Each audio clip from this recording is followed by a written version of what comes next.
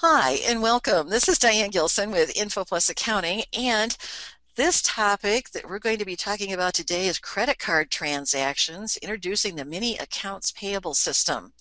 And before we get started, I do want to mention that this is a bronze level class, so it's kind of designed for maybe people who haven't been using the credit card system in QuickBooks to the fullest extent.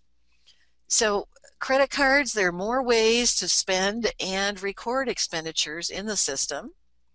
And we want to know, what's the credit card feature all about in QuickBooks? Something that many people have not taken advantage of. And we're going to be talking about the olden ways.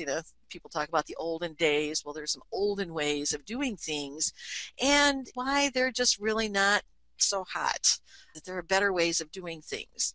We'll talk about setting up your credit card accounts and making entries.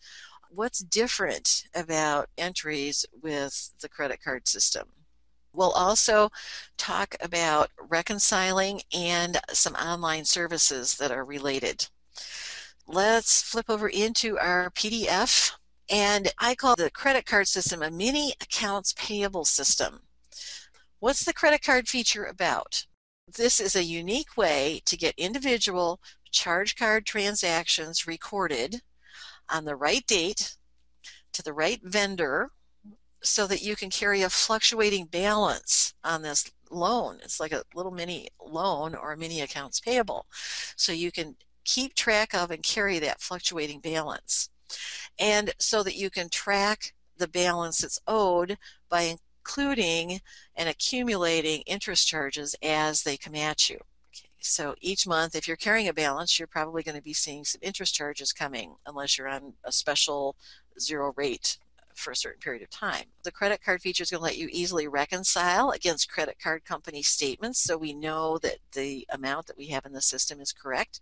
You'll be able to see exactly what you owe at any given time, assuming you're keeping up with credit card transactions.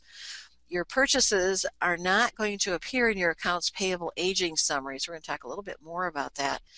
And the accounts payable will show the current payments that are due on your credit cards if you choose to enter the amount that you're going to pay on your credit card into a bill.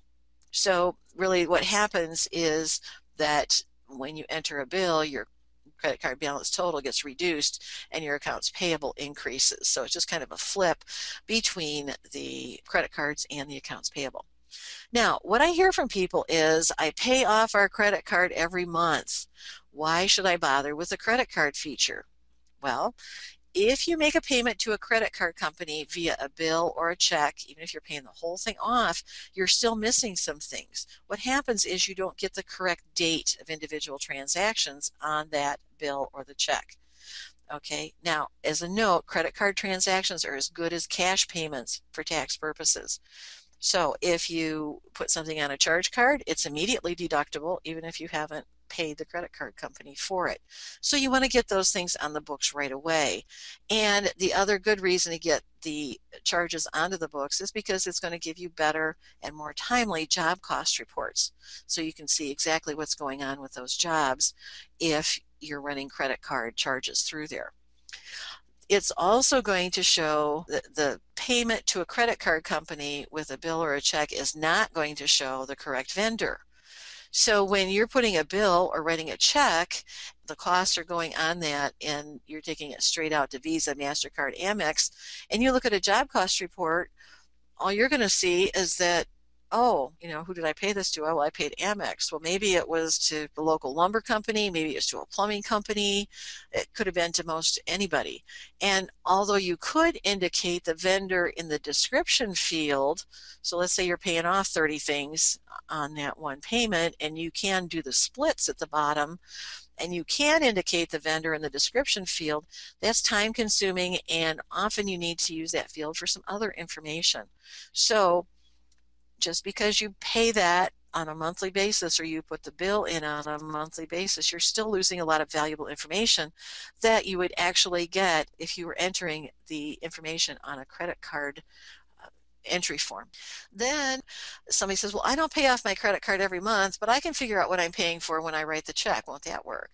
Well, in addition to the drawbacks that we talked about above, it can get really confusing to expense the correct payment way after the fact. So I just put in an example.